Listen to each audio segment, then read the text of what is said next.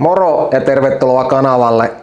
Tänään on iskenyt taas keittiövuoro mulle. Yllättäen tähän yhden hengen taloudessa, niin se iskee aina vaan minulle tai sitten noihin lähiravintoloita. Tänään päätin tehdä itse. Ja kun asun Intiassa, ajattelin tehdä tämmöistä intialaista vaikutteista vähän rapeaa kanaa. Eli rapeaa kanaa ja intialaisia mausteita siihen vähäisen. Ja kahta eri valmistustekniikkaa ajattelin käyttää. Toinen tuonne Philipsin airfryeri ja toinen sitten ihan paistinpannu. Kokeillaan miten sitä tulee. Mutta lähdetään heittämään sitä katsomaan, mitä meillä tänään tarvitaan. Niin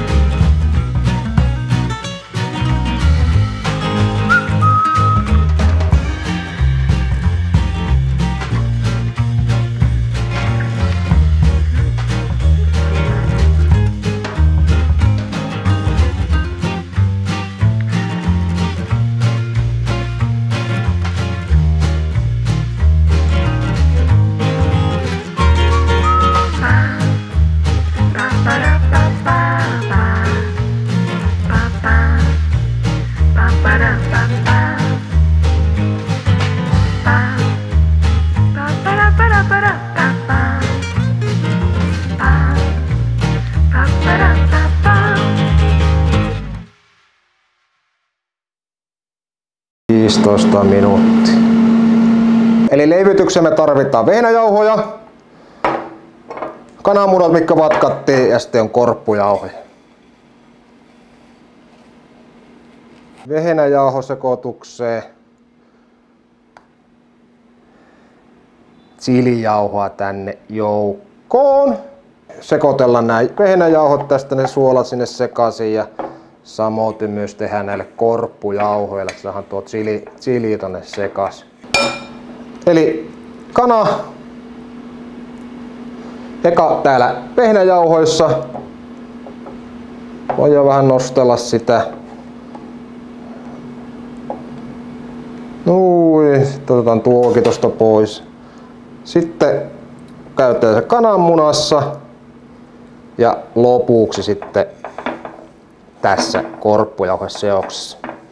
Mulla on vähän erilaista korppujauhoa täällä, mitä ehkä siellä Suomessa on, mutta enemmän tämmöistä friteeraukseen tarkoitettu.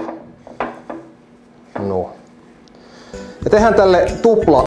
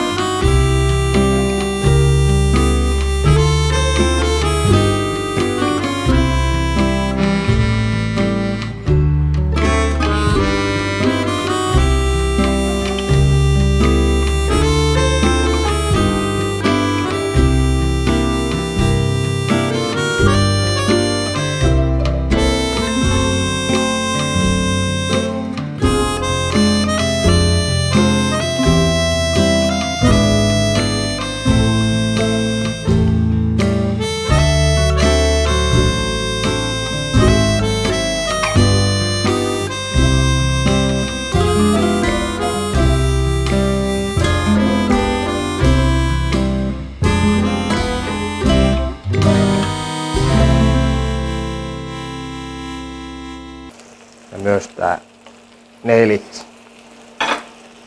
Vähennetään vähän lämpötilaa. Annetaan paistoja kohta käännellä.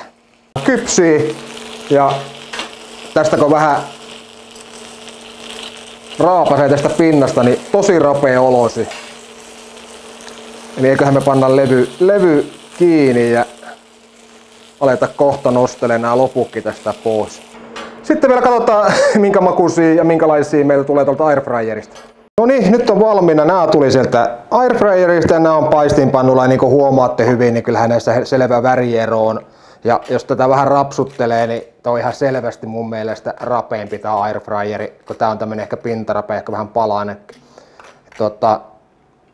Mutta eihän me millään tuomita mitään ennen kuin me aletaan maistelemaan. Mutta hei, tehdään siihen semmonen pikku majoneesi kylkeen. Eli ihan tavallista majoneesia.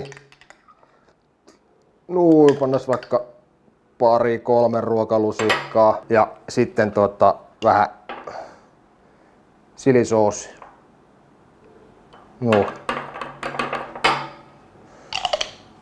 Chilisoosi.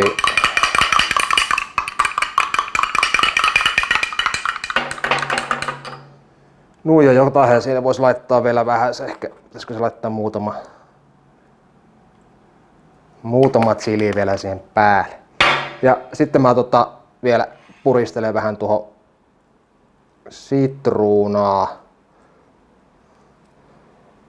sitruunaa vähän sen tuon.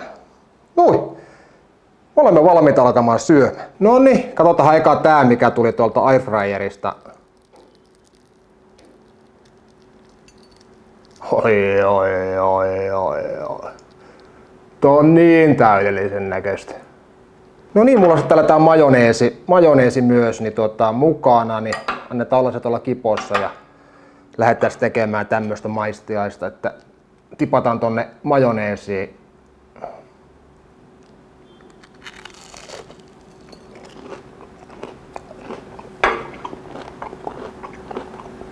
Aivan taivaallisen hyvä. Siis on aivan törkeä hyvä. Saa kai omaa ruokaa kehua.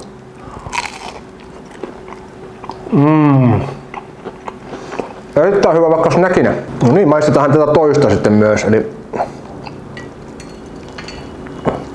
tästä huomaa, että ei ole yhtään niin rapea versus tähän.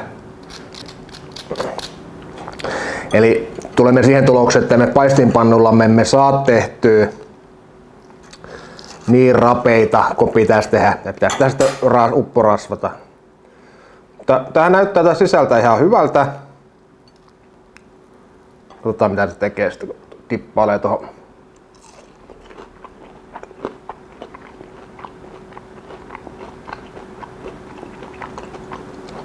Makuhan toki samanlaiset ne marinaadit. Mutta jotenkin tuon airfryerin tuoma rapeus siihen niin on juuri se mikä kaipaa mun mielestä tähän. Että ne on niin vähän tämmösiä. Niin on vähän paistettuja. Niinku paistettuja. Sitä ei todellakaan ole mikään huono. Ja makuhan on aivan taivaallisen hyvä niin kuin äskenkin oli. Mutta totta kai tämän rapeus, niin tää tuo jotakin ihan uskomatonta. Tämmönen ruokajakso tänään. Katsotaan mitä seuraavan kerran kokkaillaan, jos kokkaillaan. En tiedä, voi olla että ei kokkailla. Kiitoksia kun katsoit tää video. Nähdään taas joskus myöhemmin. Kiitos, moikka! Muuten tää majoneesi sopii todella hyvin tähän.